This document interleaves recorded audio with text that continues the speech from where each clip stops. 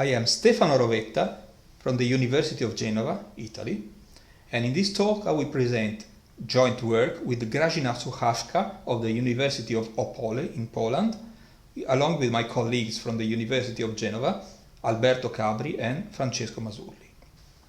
I will describe a project about feature selection for improving the quality of classification in a bot recognition task. We usually think of the internet as a means for people to communicate. However, a large fraction of the traffic, estimated around or even above 50%, is actually generated by bots. Bots, or web robots, are automated programs that usually perform boring tasks that humans don't want to do. For instance, gathering information for search engines or taking care of websites like Wikipedia. However, many web bots perform illegal or unfair tasks like mass buying tickets for events or distorting advertising statistics with fake clicks. In this talk, I will present a work done on the topic of feature selection for improving the recognition effectiveness of a web bot recognition task. Feature selection is cast as a multi-objective optimization problem and solved by a stochastic search meta-heuristic. Web servers receive requests sent by web clients through the HTTP protocol. Our goal is to recognize bots by looking at these requests after having grouped them into sessions. After sessions have been identified, they will be recognized offline as performed by a human or an automated program. Request data are logged and stored into text files complying with the predefined standard format which is set up in the server configuration.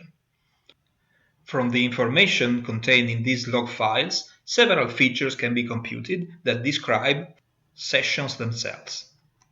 So given session features, the problem that we want to solve is to label the sessions as performed either by a bot or by a human. And we are looking for a small set of features providing good classification performance. And this is a classic feature subset selection problem.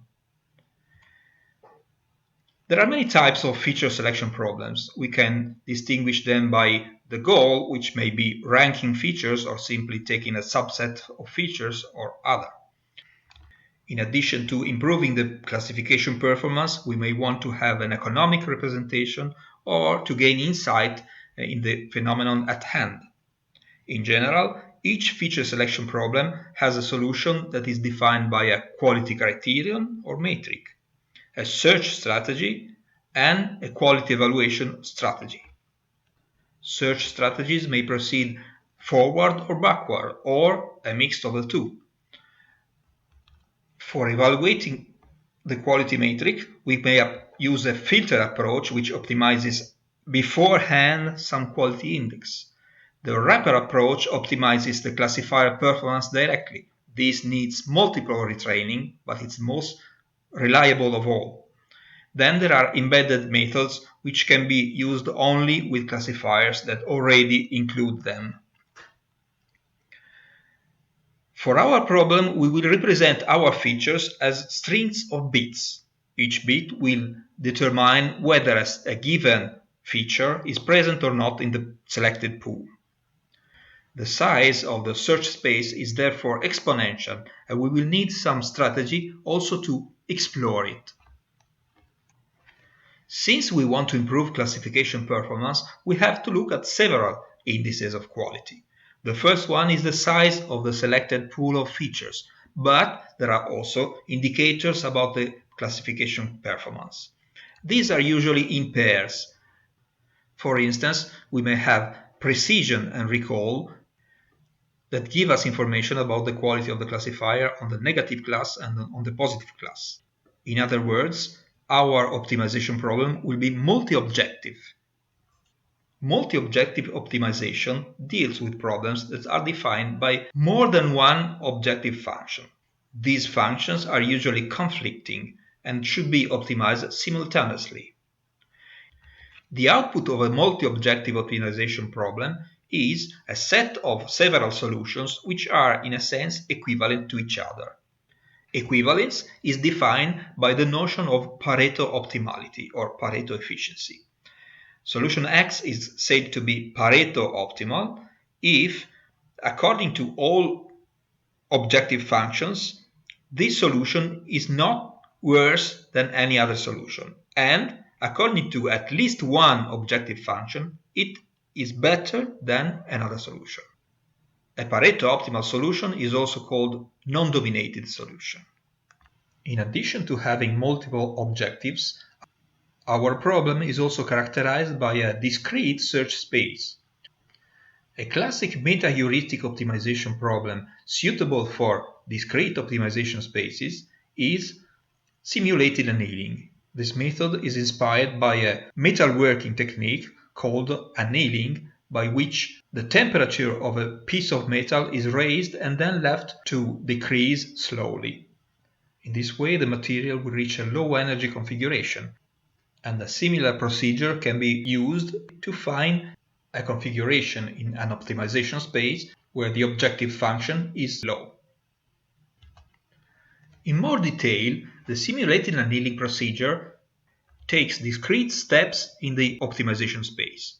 Starting from the current solution X, it will try a candidate solution over line X, and it will accept it with a probability that depends on the objective function value in the 2 points. If in overline X the objective function is better than in X, then it will be accepted. Otherwise, it can still be accepted with a certain probability, which depends on the amount of decrease in quality. So, solutions which are significantly worse than the current one will be accepted with a very low probability.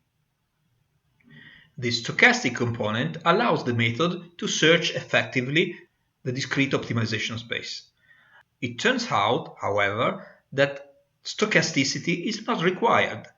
We can sort of average the stochastic decisions and replace them with a deterministic threshold. This is called the threshold accepting rule. The simulated annealing has been extended to deal with multi-objective optimization. There are many ways to do so, and here we can see a couple of variants to the stochastic acceptance procedure. And note that since the objectives may not be comparable in range, we have to scale them by using weights. So here we have 2 examples of probability of acceptance with multiple objective functions. The first one only accepts with certainty solutions that improve the current one. And the second one also accepts solutions that are neither dominating nor dominated by the current one. So these are called non-comparable solutions. Many other options are possible. By combining these 2 ideas, we have created the multi-objective threshold accepting algorithm. This method revolves around the concept of quasi-dominated configurations. We will say that solution X quasi-dominates solution Y if, according to all the objective functions, X is not worse than Y by more than tau, and there is at least one objective function according to which X is better than Y. This definition is completed by inserting weights into the equations. The solution set is built according to the following rules.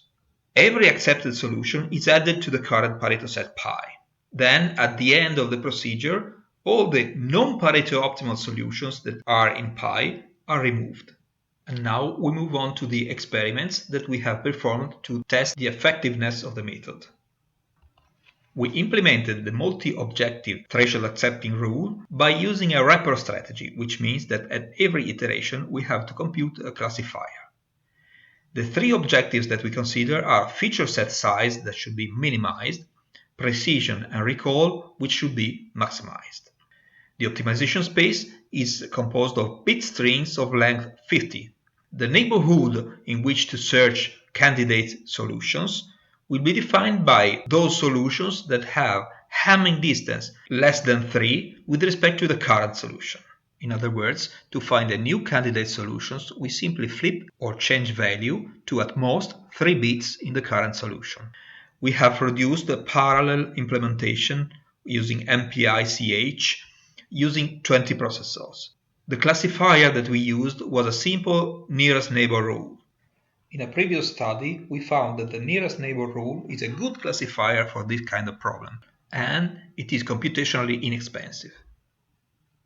To visualize the 3 objective function on a 2-dimensional plot, we have combined precision and recall into f1, which is their harmonic mean. So we have just 2 indices. Since this is a 2-dimensional projection of a 3-dimensional set, the result is not precisely a line in the plane.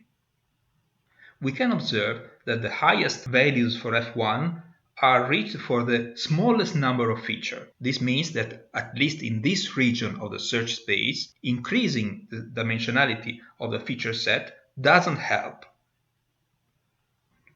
Zooming in the leftmost solution in the graph, the one with the highest value of f1, we can obtain the list of features that have been selected for that particular case. The specific values of recall, precision, and the number of features obtained are listed in this table. In this presentation, we have seen that the feature selection problem can be cast as a multi-objective optimization problem.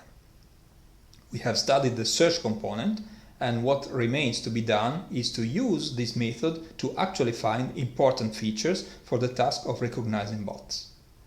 Other aspects that should be developed in the future will be in the performance of the search algorithm and in the use of a surrogate objective function to help improving the quality of the search. Thank you for listening.